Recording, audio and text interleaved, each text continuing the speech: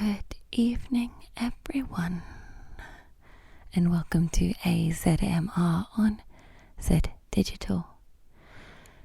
I'd like to start by acknowledging the traditional custodians of the land on which this show was created.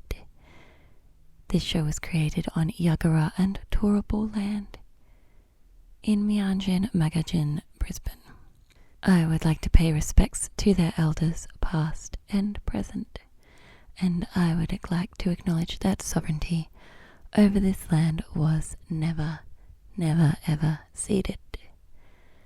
Thank you for tuning in tonight, everybody, to AZMR on Zed Digital.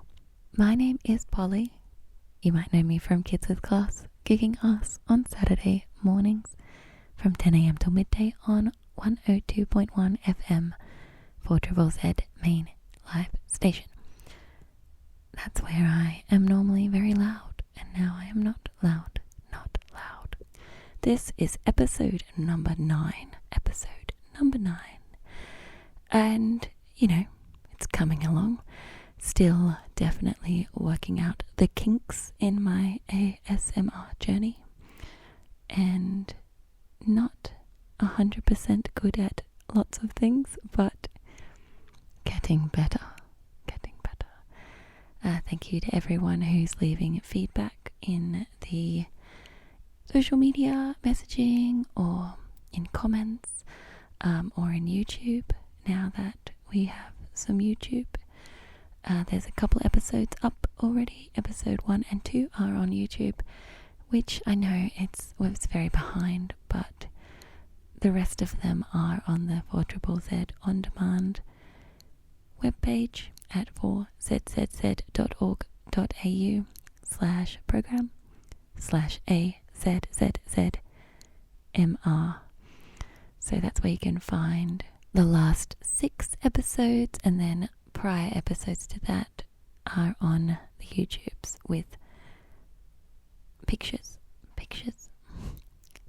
Not very super exciting pictures, but hopefully very relaxing pictures, and just like me recording some trees for 2 hours and then plonking the episode on the top, so don't get too excited. But episode 1 does have a dog run past, which at a certain point, I think it's like about 38-ish minutes in, the dog's name was Archie, and I was in a park and I made friends with a dog who was like, "Yo, what are you doing?" And I'm like, "Yo,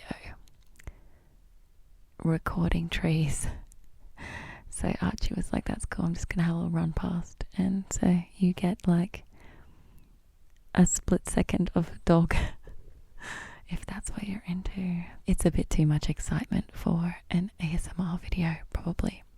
But anyway, so we have the socials, AzZzMR.4ZZZ on all the socials, and just gonna keep spruiking them until I have some followers.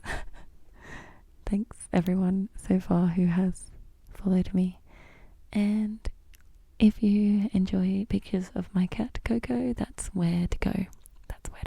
It's like the AZMR social media is just a Coco fan account, really. Coco fan account. Cute. Okay. So I made last week's episode introduction. Probably just unnecessarily long. It was so long. I couldn't believe how long an introduction was, so I'm going to try and not do that, because I know you want actual content, not just me talking about what content you're going to get.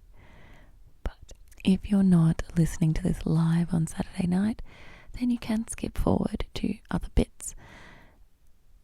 There's timestamps on the on-demand webpage next to each of the track titles, so you can just skip to each track, and the same timestamps also exist on YouTube. So yeah, just skip me if you need to. Just skip me. On tonight's episode, we have reading of an architecture critique and a letter. These are from Architecture Australia magazine, which is just a lot less feelings than the previous architecture critiques I read from the Architecture Review magazine. So it's just less feelings, so I thought I would also read a letter from a reader which had a lot of feelings in it. And hopefully we can enjoy that together. We've also got, we're going to be reading my parking infringement notice that I got from the Brisbane City Council for parking in a weird location, which used to be a loading zone, and they've made it no parking sometime in the last couple of months. So I did notice the signs though, and I was like, it's fine. But it wasn't fine, everyone. And now I have a parking infringement, which we're going to read in all its boring glory, which is hopefully very snoozy for you. Also tonight I will be reading from a health tips book, which is a bit weird and nutrition based, and there's a point at which I work out that a lot of the answers are kind of similar, and somehow for some reason get kind of stressed out about it. I don't know. But fortunately we follow that with some lovely soothing ocean waves sounds and waves crashing against some rocks, which I recorded when I was visiting my family in New South Wales recently-ish. So that follows on and is lovely and soothing. We also have an Asking You Personal Questions segment where I will be asking you all sorts of questions and you can respond to it out loud or in your head. And the goal is to just snooze you off to sleep this way, put you into a relaxing state of just asking you boring questions and see how it goes. And after that, we've got some piano, as normal, to close out the show. Cool. So, thanks for tuning in to AzZMR on Zed Digital. And let's get stuck into episode number 9. Number 9. We're going to be reading from the Architecture Australia magazine issue Volume 90, number 4, Volume 90, number 4. July, August 2001, 2001. So, I've not read from this particular magazine before on an episode. I've done the Architecture Review a couple of times. But I did find that I was a bit disappointed reading this one, that almost all the articles were very favourable towards the architecture they were critiquing. And it almost felt like they were also saying what the architect was trying to do, and not whether or not they were actually succeeding, I suppose. I think that, I don't know, some of the reviews seemed like kind of just like ads, but long. Which, maybe everyone is just successful in creating the architecture, but as we learnt from the previous critiques that I've read out, we definitely can complain about the architecture. We can get emotional. So if you'd like to hear some emotional critiques, I think episodes 2 and 3 were their very emotional critiques of the architecture. But I did find one that was less favourable, and then I found a letter in here that was quite emotional from a reader. And I love to read emotion because it's interesting. People are interesting.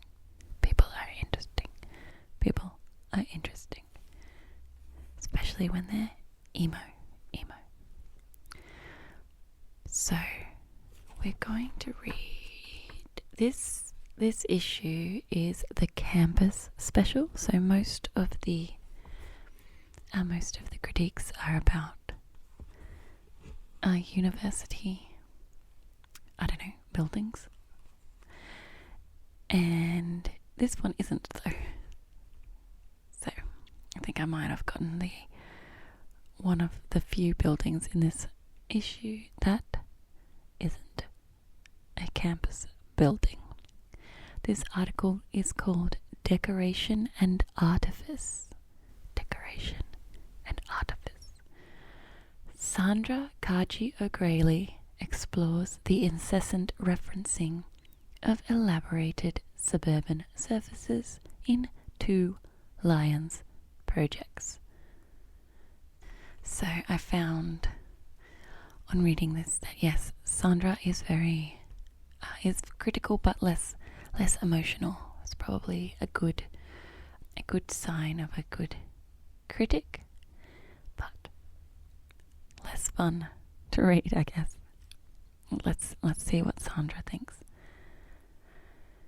At first consideration, Lion's architecture appears to be preoccupied with surfaces and images, an architecture whose departure point lies in Venturi and Scott Brown's affirmation of the decorated shed. Lions declare that they are literalists on one of the postcards that made up their installation at the Venice Biennial. Decorate, don't articulate. On another, thin surface, on yet another.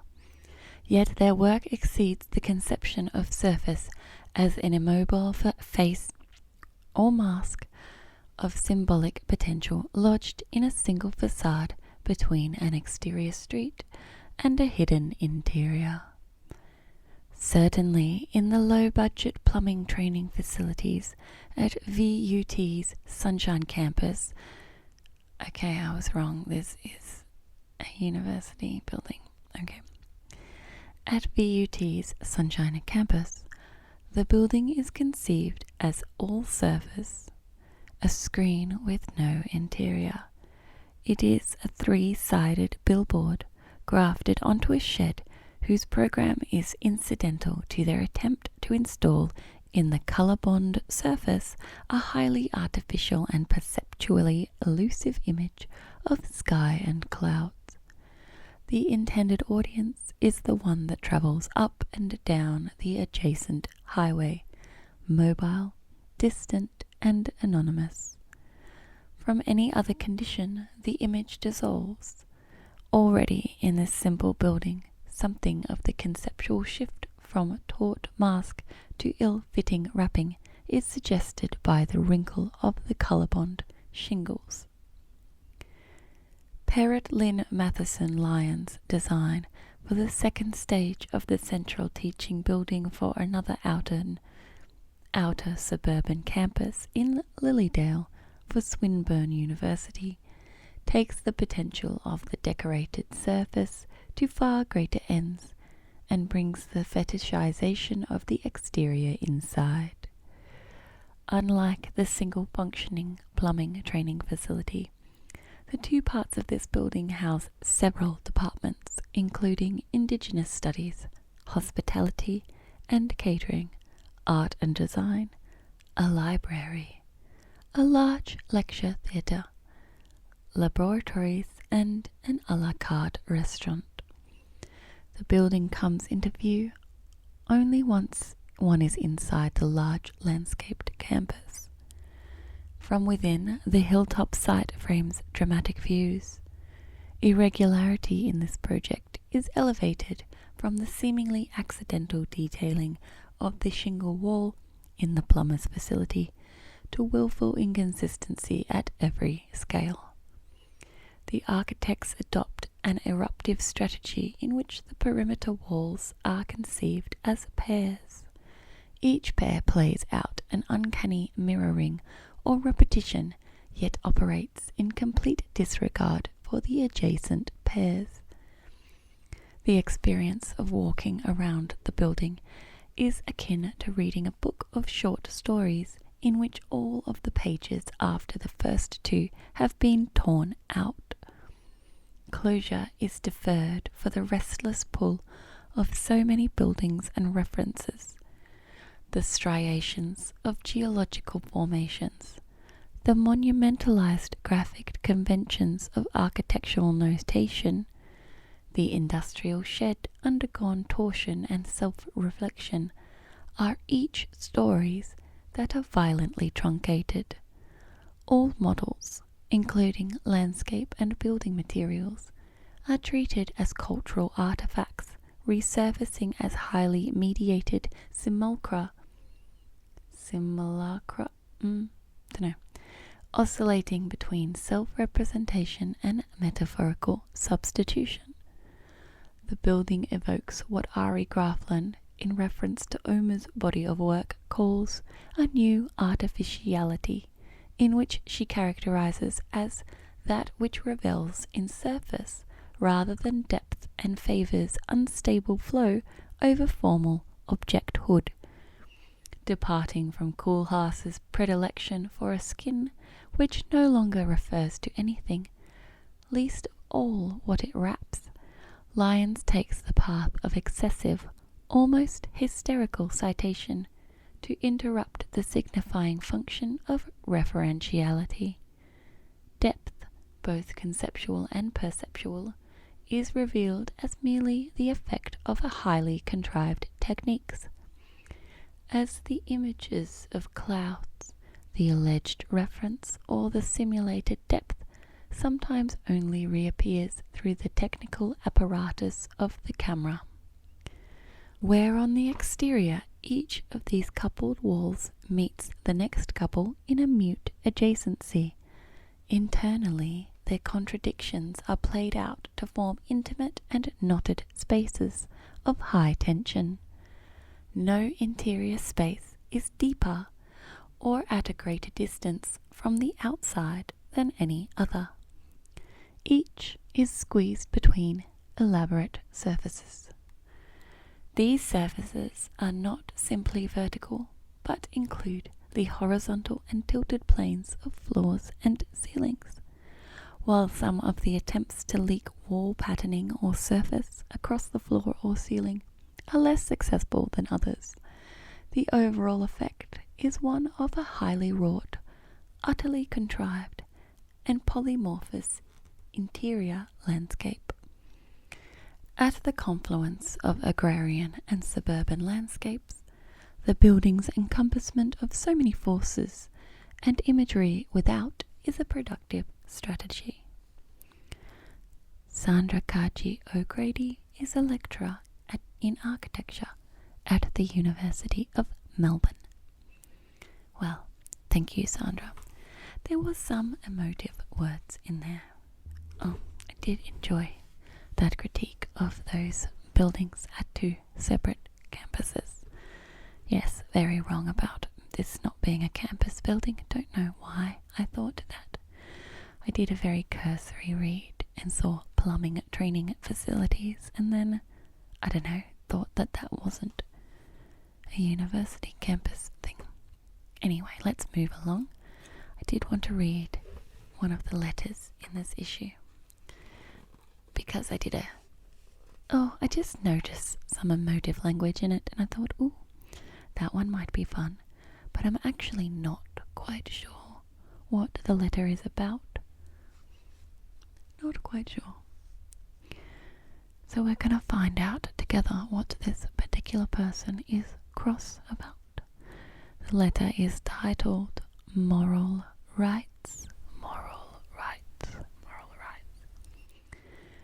As both a member of the Property Council of Australia and an architect, I am bemused and concerned at the Council's reaction to the amendments to the Copyright Act as expressed in Property Australia, May 2001. CEO Peter Verwer commented in his eye-to-eye column headed Refurbishment by Ouija Board, and the issue was also discussed in the in-depth column Moral Rights Far From Equal. The in-depth article cites a quite ridiculous example, far from reality. In such a hypothetical situation, the architect would not insist that the developer observe his or her moral rights and provide a minimum of 3 weeks' notice of any alterations so that he or she can consider the planned alterations, consult with the developer, and make a record of the existing works. Far from it. More likely the architect would be reeling from a threat of damages and a professional negligence claim, and be working around the clock in conjunction with the developer/contractor to resolve the problem as quickly as was humanly possible. And then some. I also suspect that the architect involved would in fact prefer that no snaps of the original design were taken, let alone holding up progress to record some design error for posterity, and taking a further 3 weeks for the chats. It could be a reflection of the standing in which architects have come to be held within the property industry, that the leading property magazine and the CEO of the Property Council see fit to ridicule the value and role of the architect. Perhaps if players within the industry had cooperated more in the past to at least recognize the intrinsic value of design in the first place, such an approach would not have had the support of the legislators. I am sure that all architects who acknowledge and accept their responsibilities within the overall property industry will not go about seeking to trivialize their previous efforts with vexatious or flippant actions in regard to their past works, nor will they be likely to antagonize the client sector within the industry. Let's not have a spat. Rather, let's get real and continue to work together for a better built environment which values both design and the myriad of people and disciplines who bring each project to realization. And let's leave the clairvoyant off the team. Gavin Ranger, Queensland. Gavin Ranger, Queensland. Well, thank you for that, Gavin. It's got a lot of feelings about the council's reaction to the amendment of the Copyright Act. So, thank you, Gavin, for sharing those feelings with us, or with the Architecture Australia magazine in 2001. Thank you, Gavin. For the next part of the show, I'm going to read you something that's sure to put you to sleep. Way to sleep. I'm going to read you out my parking infringement fine in its entirety. Maybe I'll leave out some personal details. So, surely everything on this is sure to put you to sleep, because the Brisbane City Council is terribly boring. So boring.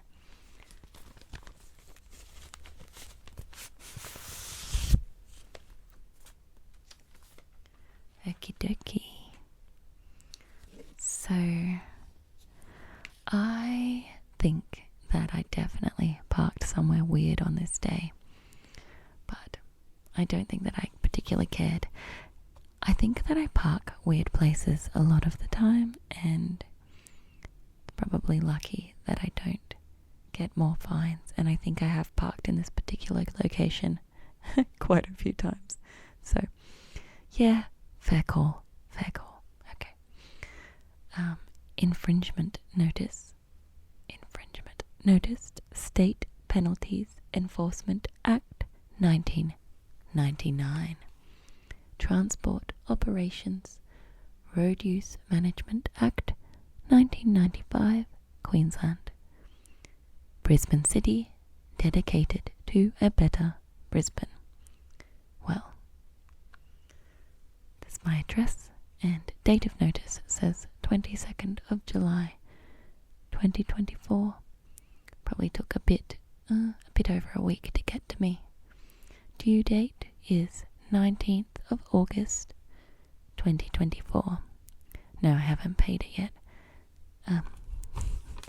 Look, I'll get to it. Okay.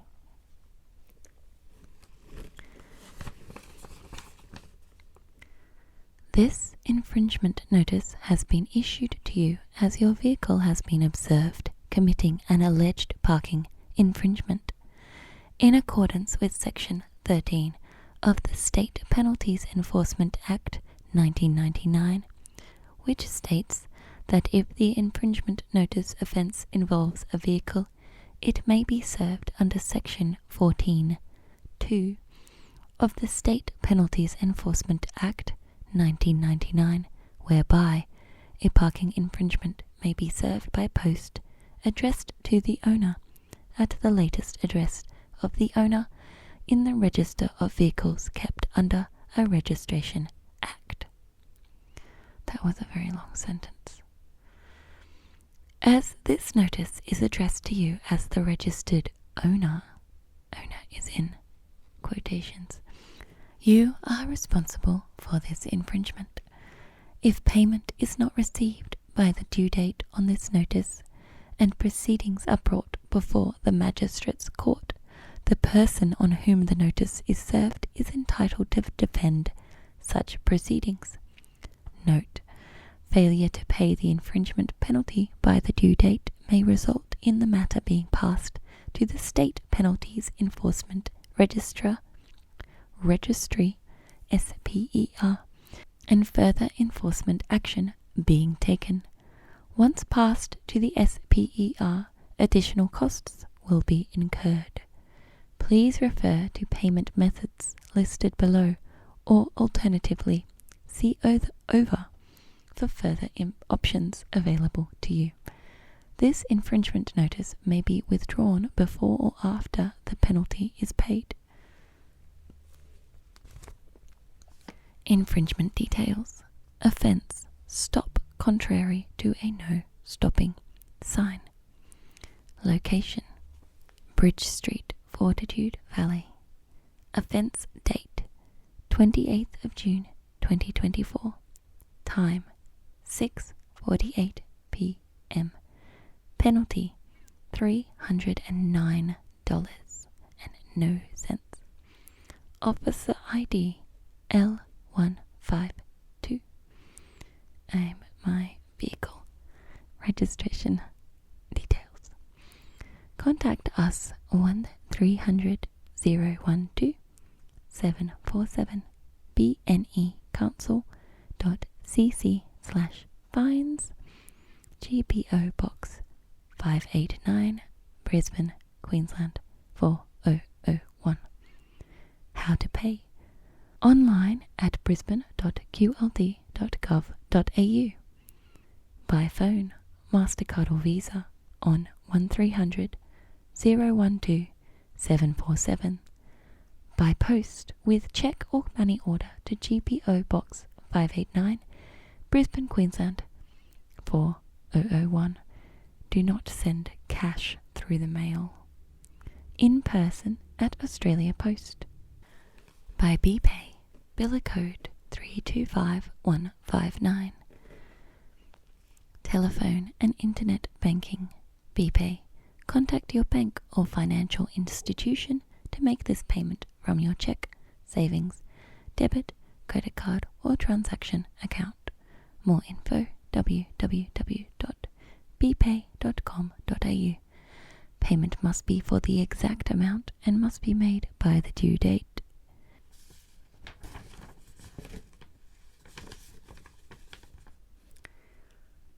Options. Option 1, pay in full. And then it's got exactly all the information I just read out again.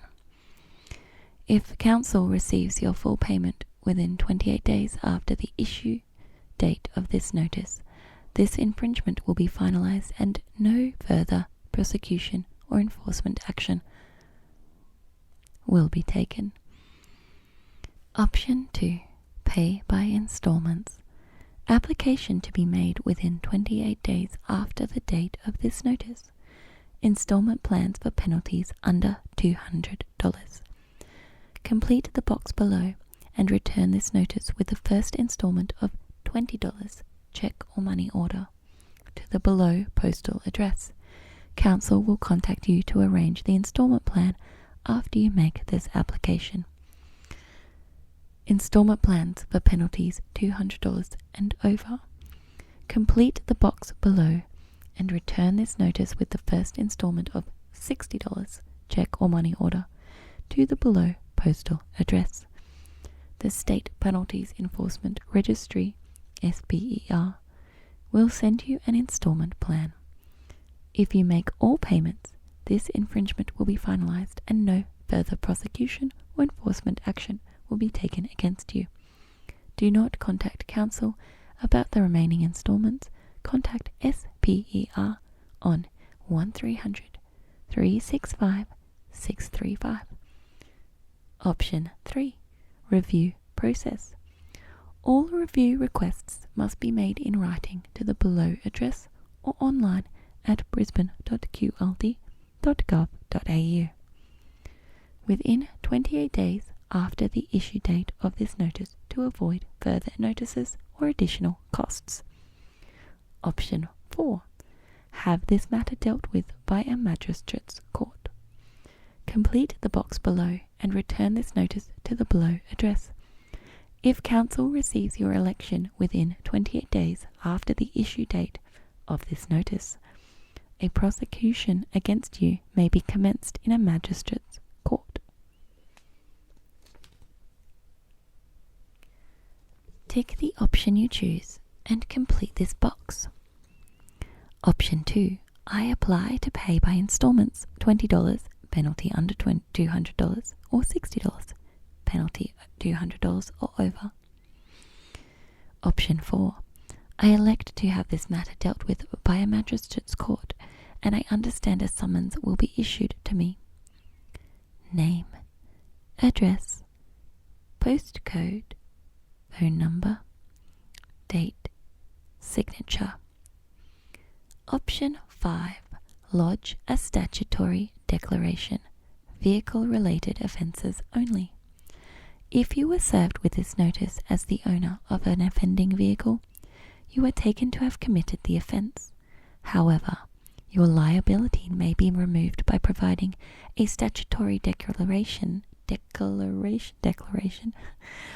within 28 days after the issue date of this notice identifying the actual offender.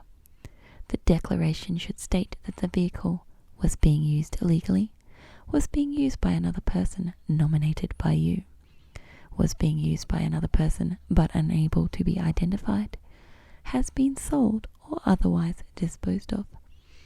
Your statutory declaration may be made by obtaining a form from any courthouse or council's website at brisbane.qld.gov.au. Contact us, phone 1300 012 747, 8 a.m. till 8 p.m. Monday to Friday. Postal address, Brisbane City Council GPO Box 589, Brisbane, Queensland 4001. Online, brisbane.qld.gov.au. This infringement notice may be withdrawn before or after the penalty is paid. That's all of page 1. There is a second page that is the Statutory Declaration Motor Vehicle. Oaths Act 1867. Statutory Declaration. If you were not in charge of the vehicle at the time of the offence, do not pay this infringement notice. Complete the statutory declaration below and return it within 28 days of the notice date. A new infringement notice will be issued to the person you nominate as the person in charge of the vehicle at the time of the offence. This statutory declaration pertains to infringement notice number, vehicle registration number, statutory declaration, Oaths Acts 1867, this is going to be weird to read because there's blank spaces. I blank of blank blank do solemnly and sincerely declare that at blank on blank the person in charge of the vehicle, registration number blank, was particulars of person, given name, family name, date of birth, license number if known, or residential or company address, postcode. This vehicle was sold on date. New owner details must be entered above, or this vehicle was stolen or illegally taken at the time and the matter was reported to blank on blank, Queensland Police Service crime report number blank. And I make this solemn declaration conscientiously, believing the same to be true, and by virtue of the provisions of the Oaths Act 1867. Signature of declarant, taken and declared before me at location, in the state of state, this date, day of month, 20 year. Signature of authorized witness. Note: person in charge includes the person driving or responsible for the vehicle or the new owner of the vehicle. 2. When this notice is served on the registered owner, that person is taken to have committed the offence, even though the person driving may have been someone else. The registered owner may transfer liability to the person in charge of the vehicle by correctly completing the above statutory declaration and returning it within 28 days of the notice date. 3. If you are completing the declaration on behalf of a corporation, you must be an executive officer of that corporation and nominate your position. 4. This declaration must be witnessed by a Justice of the Peace, Commissioner of Declarations, lawyer, notary public, or another person authorized to administer an oath under the Oaths Act 1867. Return this statutory declaration within 28 days of the infringement notice date to Brisbane City Council, GPO Box 1434, Brisbane, Queensland 4001. Do not send payment with this declaration. A new notice will be issued to the person nominated. This declaration must be witnessed by a Justice of the Peace, Commissioner for Declarations, lawyer, notary public, or another person authorized to administer an oath under the Oaths Act 1867. That's the whole thing, everyone. I hope that put you to sleep. By reading about my parking infringement notice that I was sent and I haven't yet paid. Thanks for tuning in to AzZMR on Zed Digital, everybody. Thanks for tuning in. I'm going to read you some of a book called 500 of the Most Important Health Tips You'll Ever Need. An A to Z of alternative health hints to help over 200 conditions by Hazel Courtney. It's literally an A to Z of conditions, and it tells you things that can help them or help remedy them from a nutrition standpoint, which I believe in eating well, but I also don't think eating organic food will cure your autism, which this book seems to think it does. So, definitely there are some good tips, but there's a lot of eat organic food to cure depression and autism and just a glandular fever. I don't know, glue ear, what even is that? Okay. Gout? Oh, good. Oh, cherries and pineapple for gout. Okay, so, It's gonna be a riot. Let's see. Let's have a look. Let's see what foods it recommends to eat when you have cancer or when you're trying to avoid cancer. Which this might, I don't know, this might be helpful. Or it might not. Foods to avoid. All non-organic meat. If you want to eat red meat, then have no more than 3 to 4 ounces or 75 to 100 grams twice weekly.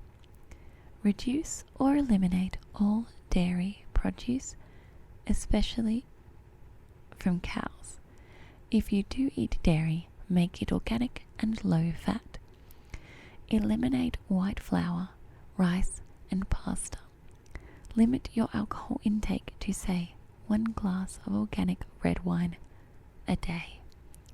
Sugar, coffee, sodium-based salt, and any prepackaged tinned and mass-produced foods, such as burgers or takeaways. Especially reduced sugar, as cancer cells feed on sugar. Don't reheat pre-prepared foods in plastic containers, as the plastics they release into your food can have a negative effect on your hormones. Avoid fried, burnt, or smoked foods. This is a good way to cut down on your exposure to free radicals. Reduce your use of sodium-based table salt. Use an organic sea salt and add a little to the food on your plate. Friendly foods. Anti-cancer diet. Anti-cancer diet. Eat more organic foods, and if you have cancer, only eat organic. See, this is what I mean. Cool. This is because many non-organic foods contain up to 11 pesticides that are either carcinogens or hormone disruptors. They are allowed on food only because the levels are very low and no negative effect is expected. This might seem reasonable, except... Oh, they've used the wrong except. This might seem reasonable, except that we do not know of their accumulative cocktail effect. Eat more pineapple and papaya. They contain the enzymes bromelain and papain. These enzymes help dissolve away the protective protein coating that surrounds most cancer cells. Most anti-cancer diets recommend juicing, but the pulp contains healthy phospholipids, which are essential for healthy tissues. Therefore, chop all the ingredients and blend, or if you have a juicer, then scrape out the pulp and add this to your juice mix. It will be thicker, but healthier. For cancer prevention, eat soya in its traditional fermented form, such as tofu or miso. Okay, tofu is not fermented. I know that because I'm allergic to it. But miso is, so I can eat miso. So this is just a little bit wrong. So I'm just going to keep going anyway. And the soya is best cooked. Soya contains anti-cancer compounds. A healthy amount is around 2 to 4 ounces, 50 to 100 grams of fermented soya in a total day. Soya is without a doubt beneficial to adults, but it should not be given to small infants and children. Infant soy milk formulas give the infant a daily dose of phytoestrogens, which help to protect adults against cancer. But for infants, the levels are too high. The obvious first choice is to breastfeed infants for the first year. Soya lecithin granules are also great food for adults, as lecithin lowers LDL, the bad cholesterol, improves memory, and helps protect against many cancers. Eat more organic Brussels sprouts, cauliflower, cabbage, spring onions, kale, and garlic, which all help to fight cancer. A great quick anti-cancer soup includes 2 carrots, 2 heads of broccoli, half a pack of tempeh, a tablespoon of vegetable stock, and some water in the blender for a delicious immune boosting soup. Add almond milk if you want it creamy, and spices such as is that just cumin? I don't know, if you like it hot. Curcumin? Is it cumin but with a I don't know. But cumin isn't hot. What does it mean? Okay, I'm going to move on. Drink plenty of filtered water, which helps to wash out toxins from the kidneys. Use reverse osmosis or distilled water, as the last thing you need is any fluoride. Boil, steam or bake, eating most of your food raw or lightly cooked. Try steam frying food using a watered down soy sauce, plus herbs or spices for taste. Barbecued and char-grilled foods, especially if fatty, are also best avoided because they contain relatively high concentrations of cancer-causing substances called carcinogens.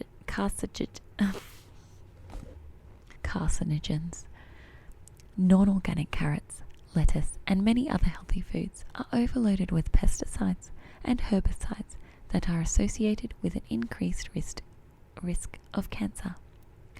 Throw away the outer leaves when preparing non-organic vegetables like cabbage or lettuce, and always wash these vegetables thoroughly.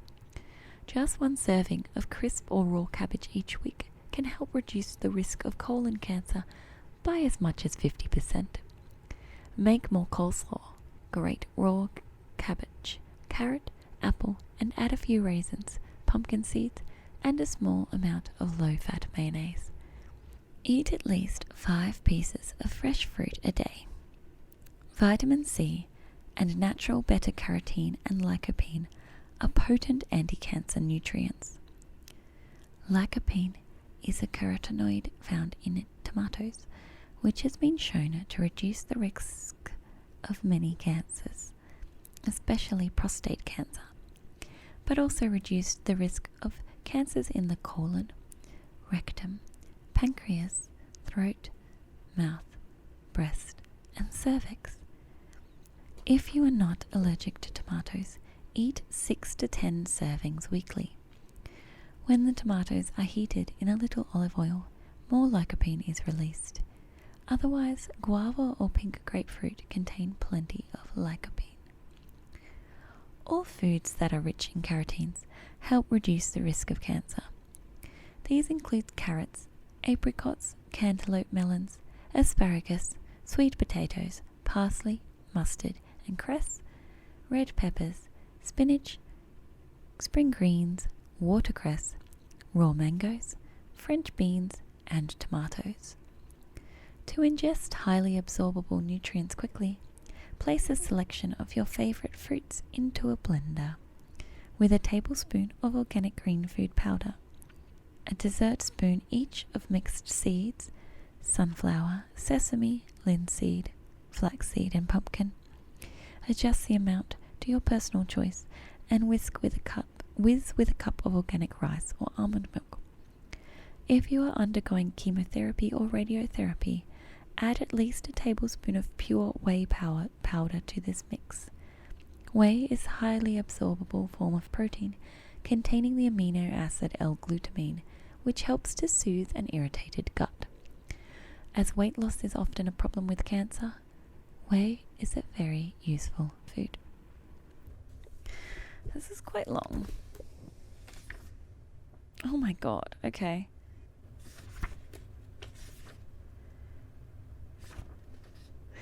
It's quite long. Strict vegetarians seem to develop fewer cancers than non-vegetarians, as proteins feed cancer cells. People who live in Thailand and Japan have much lower incidence of most cancers, so adopting a Far Eastern diet may well be a good way of staying healthy. Fewer refined foods, less meat, and more fish. Drink more organic green tea.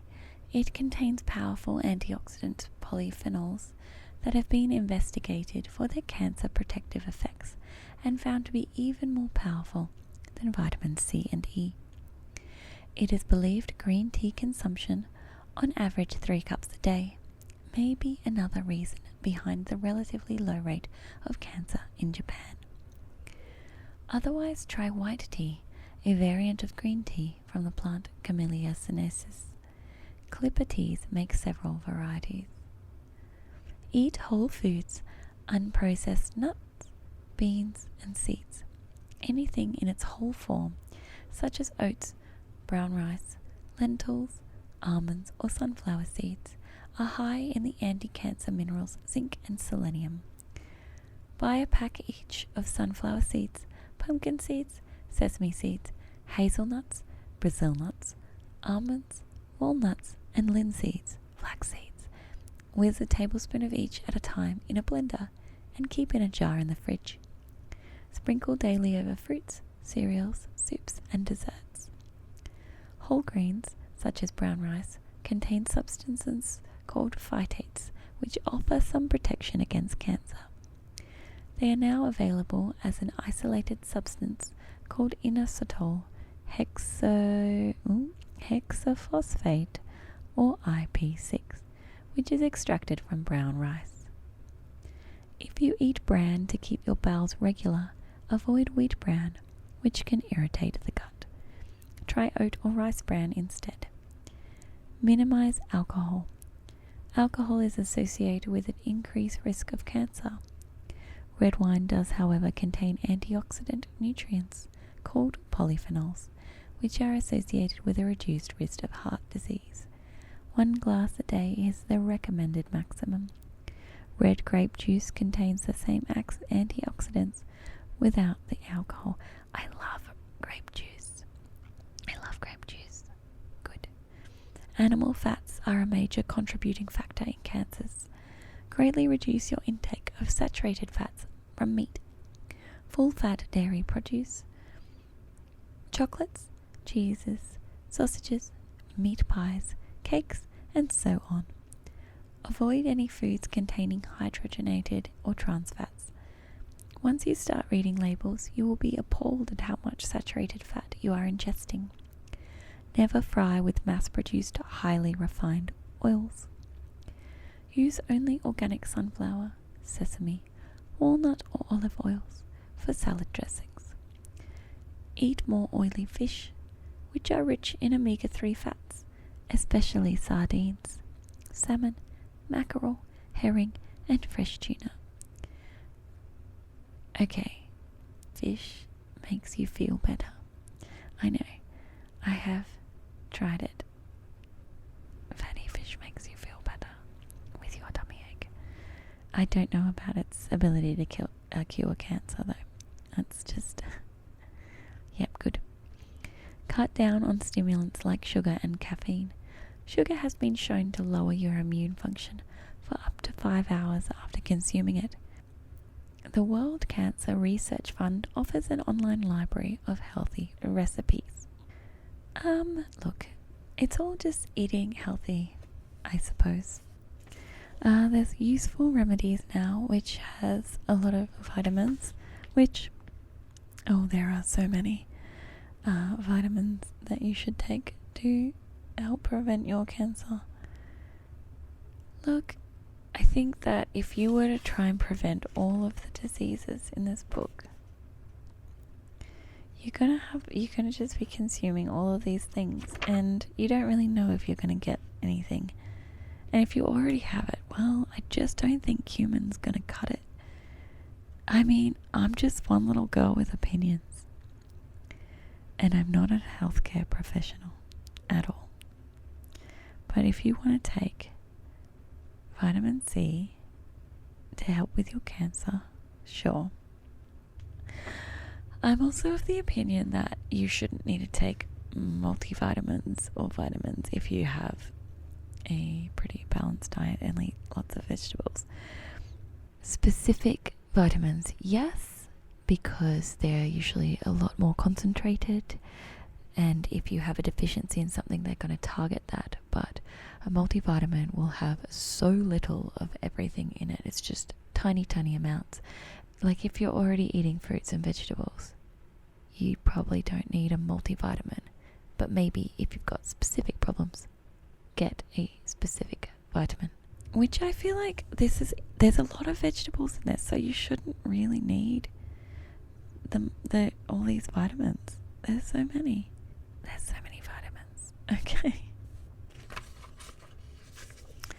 Like for hepatitis, of course it says eat more organic food, as non-organic food often contains antibiotic, steroid, hormone and pesticide residues, all of which place a strain on the liver. Drink 8 to 10 cups of antioxidant-rich green tea daily. That's so many cups of tea. This is for hepatitis. Okay, avoid water if you are unsure of its purity, such as in India and the Far East. When you go abroad, avoid eating salads that have been washed in local water. Avoid all alcohol, as this adds to liver damage. Okay, look, we can try and not. If we were to, okay. Avoid foods full of saturated animal fats, red meat and dairy. Cheese, cream, butter and milk. So we can, just eat organic fruits and vegetables, organic rice and pasta, I guess. Oh no, this one says to not eat rice or pasta, bread, cakes and pastries. Look, just eat vegetables, just eat organic vegetables, and you'll cover everything in this book, I think. Struth. Earache. Dairy. No dairy when you have an earache. Avoid mucus-forming foods, such as chocolate, milks and cheese. Avoid sugar. Avoid fruit juice. Wheat-free pastas based on lentils, quinoa, rice, corn and vegetables. Bread can be replaced by rye or rice bread, or rice, rye or amaranth crackers, cakes and oat cakes. Eat plenty of fruits and vegetables. I think all of this needs to be taken with a grain of salt, or not, because it doesn't really seem to like salt very much. Yeah, I'm just being very judgy of this book. I think that if you had a particular worry, like one thing that you were worried about, then maybe it would give you a good guide of what to focus on with your diet. But I also think that there's no point being worried about not getting an illness and then not enjoying your life. And I think eating delicious food is enjoying your life. So I'm just being judgy. Oh, dark circles under the eyes. Cut down on alcohol and salt and drink plenty of water. Okay, this is not very relaxing. I'm just being judgy.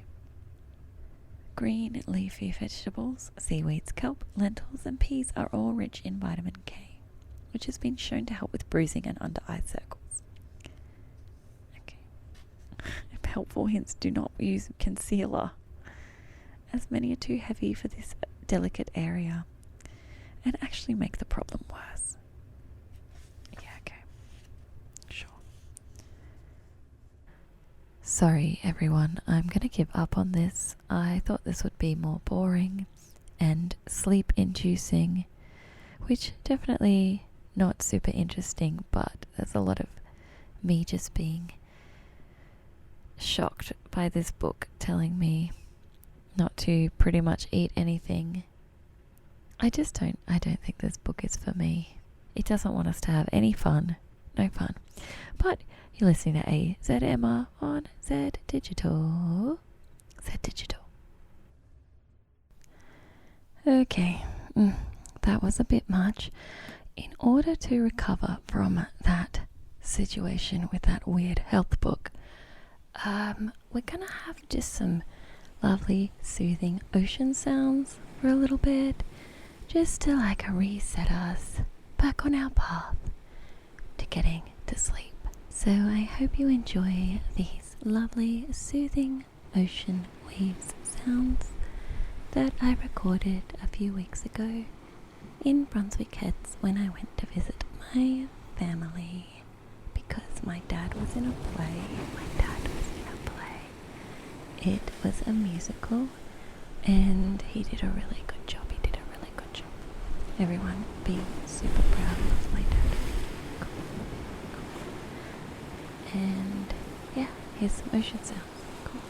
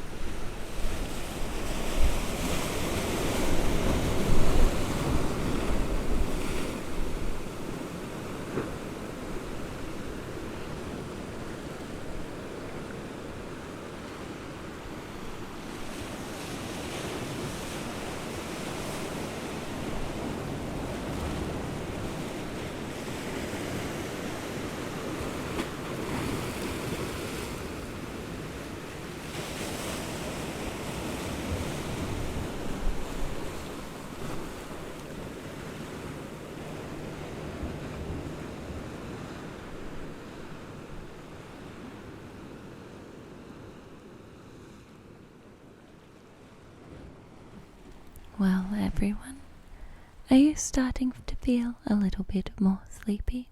Little bit more sleepy, little bit more sleepy. For this part of the show, I'm going to be asking you personal questions and writing them down here in my notebook.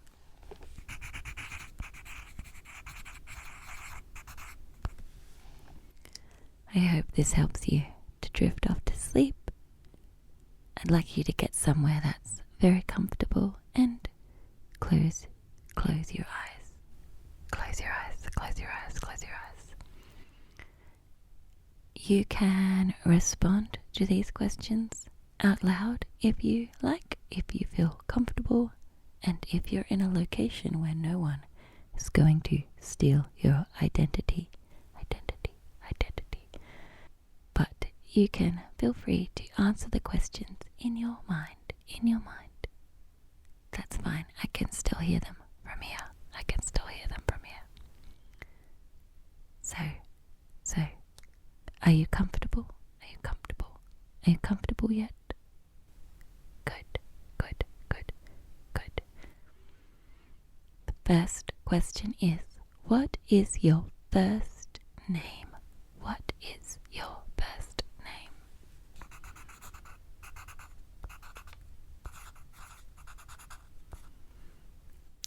And what is your last name? Can you spell it for me, please? Can you spell it for me?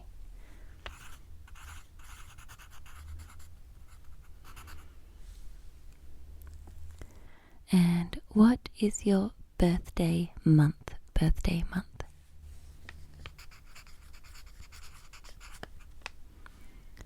What day of the month is your birthday? What day of the month?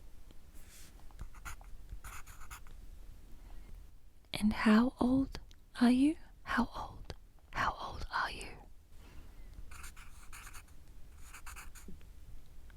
What is your star sign? Do you know your astrological sign? Star sign.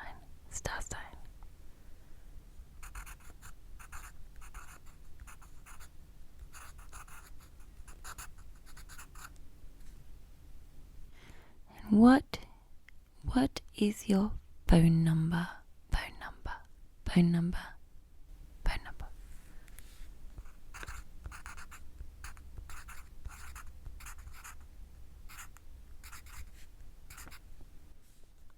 And your email address? What's your email address?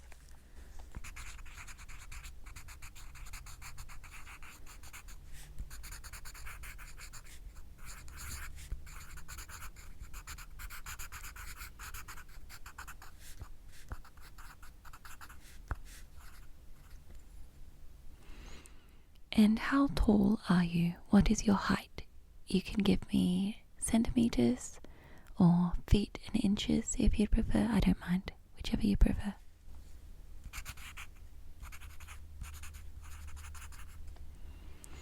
And where were you born? What city or town were you born in?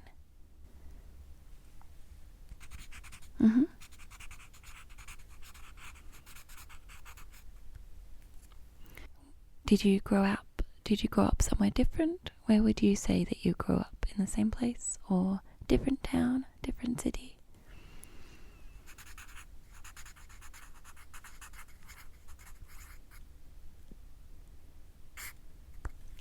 And where do you live now? Do you live in the same place or are you in a new place? Are you different suburb, different town, different city, different country?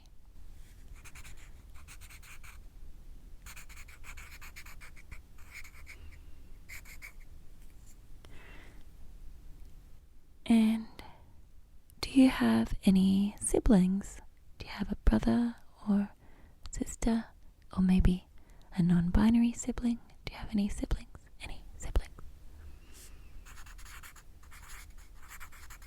And what are their names?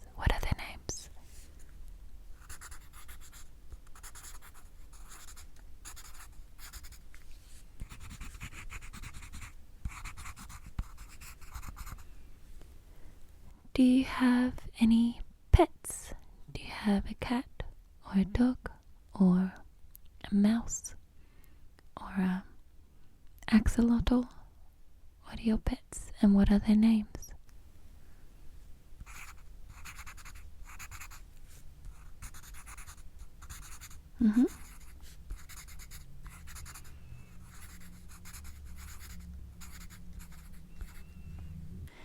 And do you have any allergies? Do you have any allergies and what are your allergies?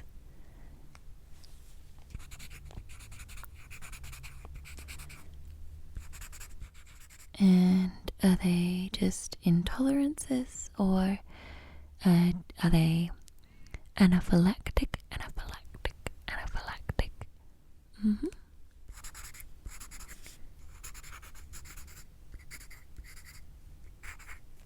And do you smoke or drink? Do you smoke or drink alcohol? Or do you vape?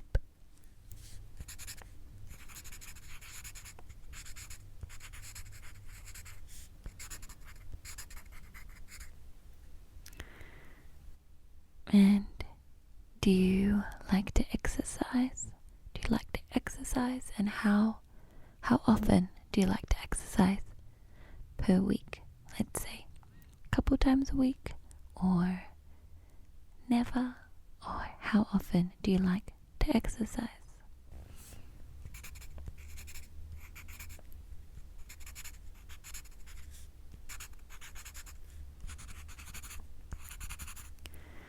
Okay, and what's your favorite exercise activity to do? Do you like to run, or swim, or play tennis, or play golf, or exercise your thumbs on video games?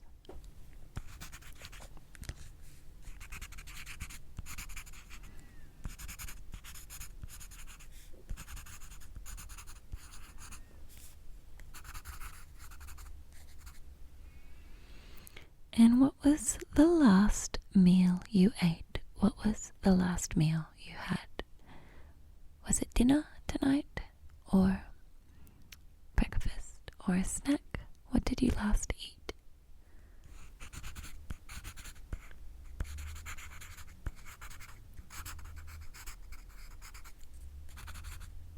Do you have any tattoos? Do you have any tattoos?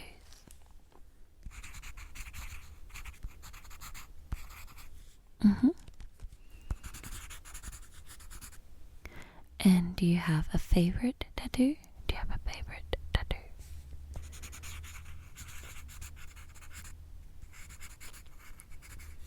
Okay. And do you prefer coffee or tea? Coffee or tea? Or maybe hot chocolate? Hot chocolate.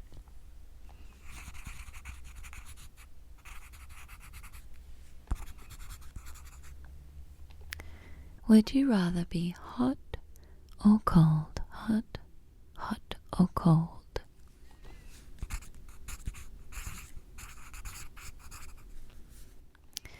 And what is your favorite animal?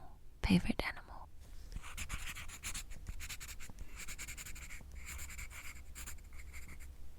That's a good one. That's a good one.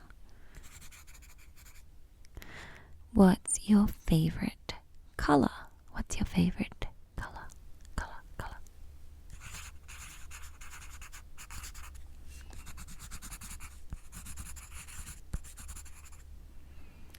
And your favorite food?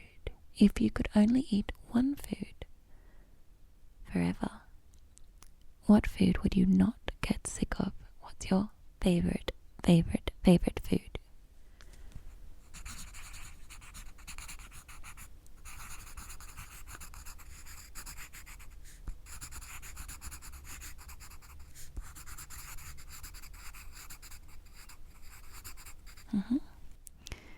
And what was the last movie that you watched? The very last movie that you watched, either at the cinema or at home or at a friend's house or wherever? What did you last see?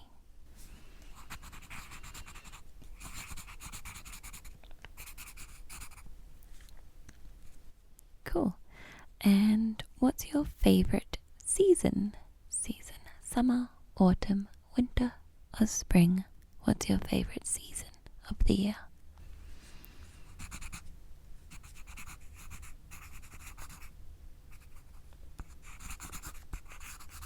And is that because you like the weather or something else that goes on during that season?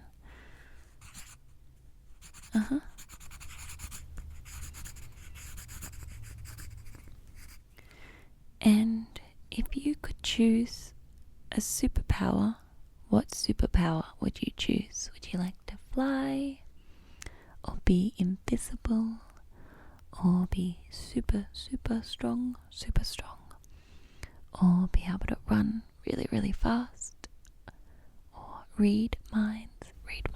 Which superpower is your favorite superpower?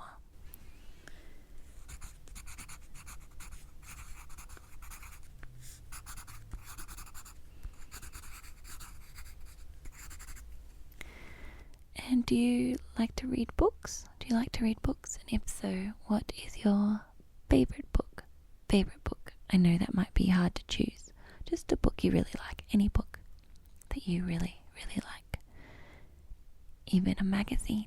Is it a magazine? What do you like to read?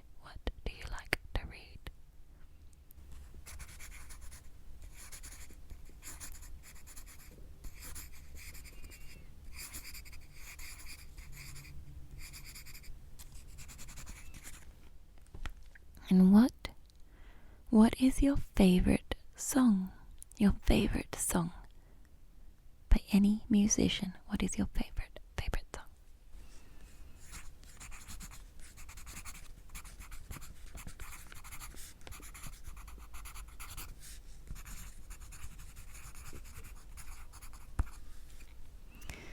And what is your least favorite music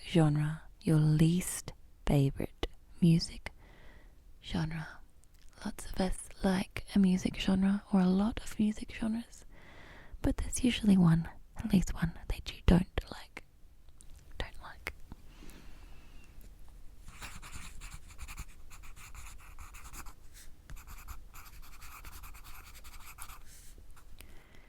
And what are you most afraid of? Do you have a phobia? Or is it just something that might happen in life? What are you most afraid of?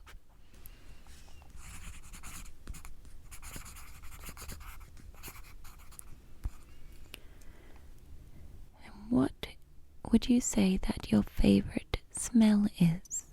What is your favorite smell? Is it Anzac cookies baking? So good. Or the smell of freshly cut grass? Or the smell of your favorite perfume? What's your favorite smell?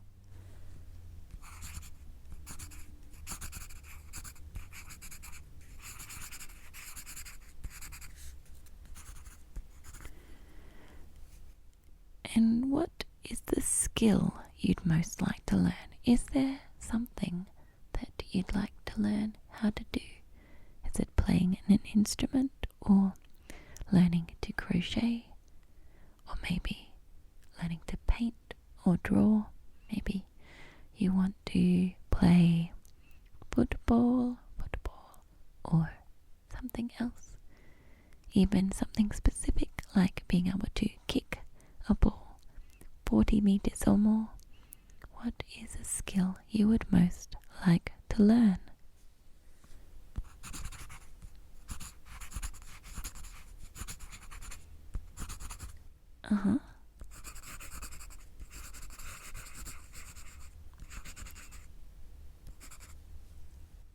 Cool. And do you have a useless talent? Is there a talent that you have that's just kind of a party trick, or something you're good at that really doesn't impress anyone at all? What is your useless talent?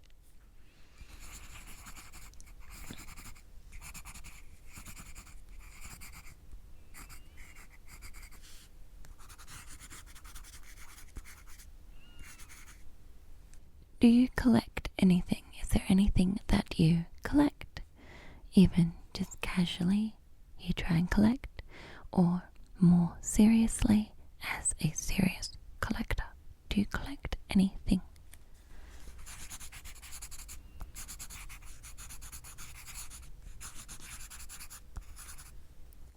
And what's one thing that you can't go a day without? Something that you can't go a day without. It can be edible, or maybe your cat. Your cat. What can't you go a day without?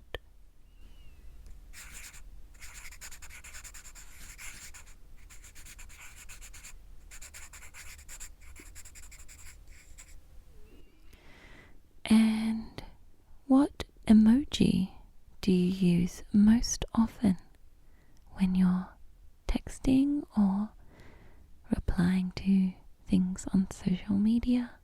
What emoji do you use most often? Mine would be the sleeping or the Zed's emoji because of all the ASMR content. Oh, or actually I use the praying hands emoji a lot, especially for my band. Praying hands emoji. Maybe that's yours. Or is it a smiley face? Or maybe one of the animal emojis? What emoji do you use the most?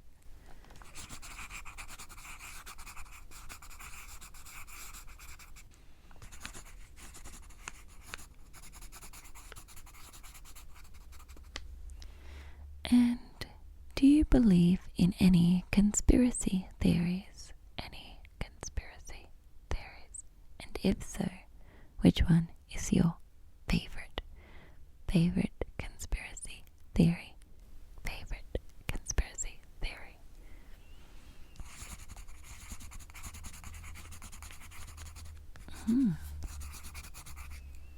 That's really interesting.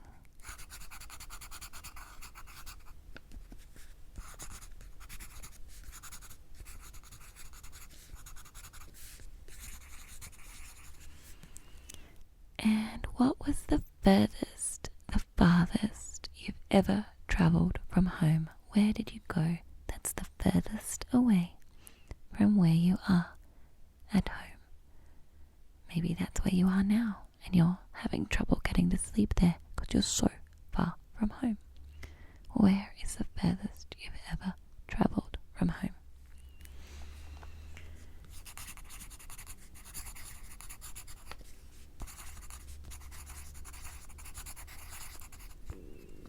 And would you rather drive the car or be a passenger? Would you rather drive or be a passenger?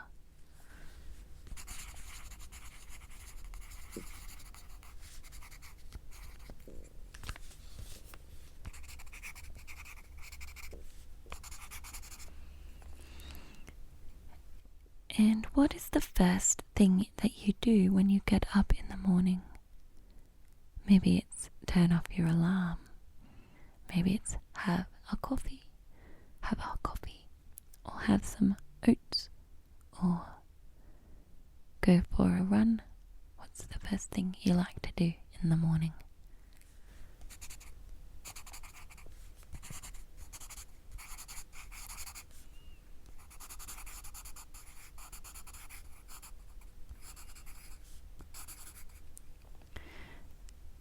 And when did you first feel like an adult?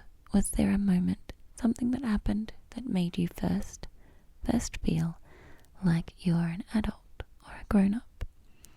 Maybe nothing has happened yet and you don't feel grown up at all. What was the first thing that made you feel like an adult? Something someone said, or something that you did that you were really proud of?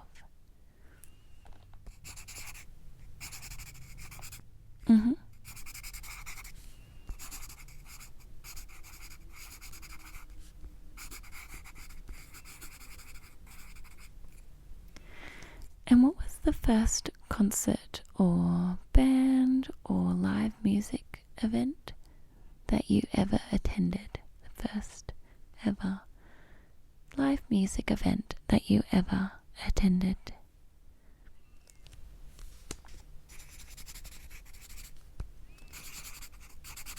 And where was that? Where was that at?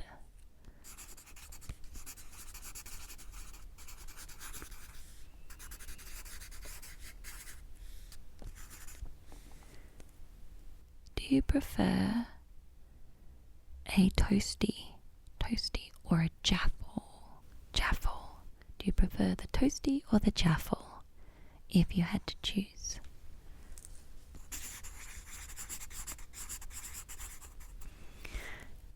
And what would you prefer? What is your favorite filling for that? What would you like to put on it?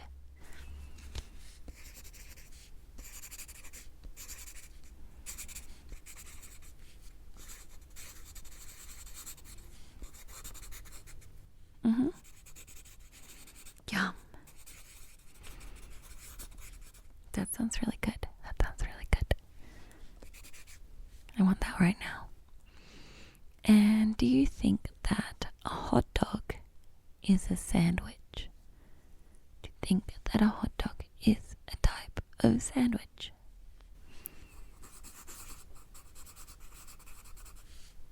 Okay.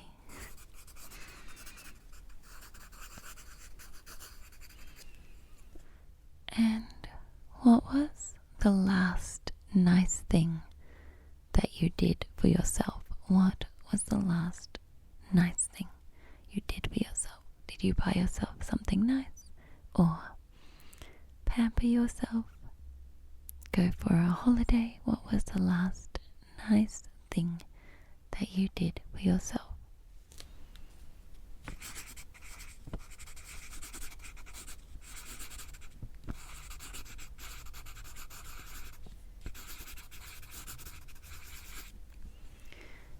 And now, what was the last nice thing that you did for someone else? What did you do last that was nice for someone else?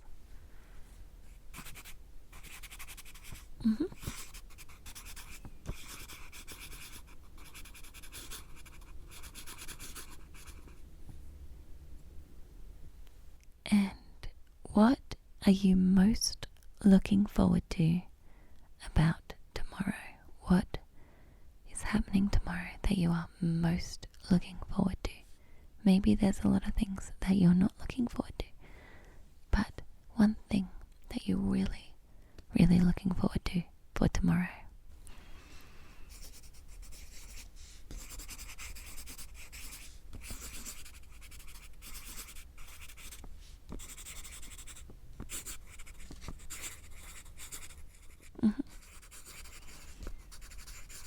It's so exciting, so exciting.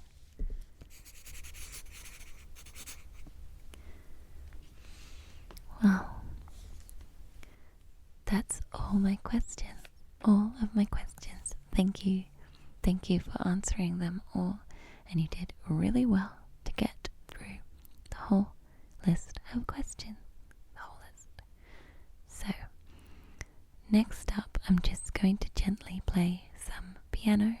Just some gentle piano to help you now drift off to sleep. Good night, everybody, and thank you for tuning in to AzZMR on Zed Digital. Good night, everybody. Good night, good night, good night. Good night, everybody. Good night, good night, good night. Good night, good night, good night, good night, good night, good night.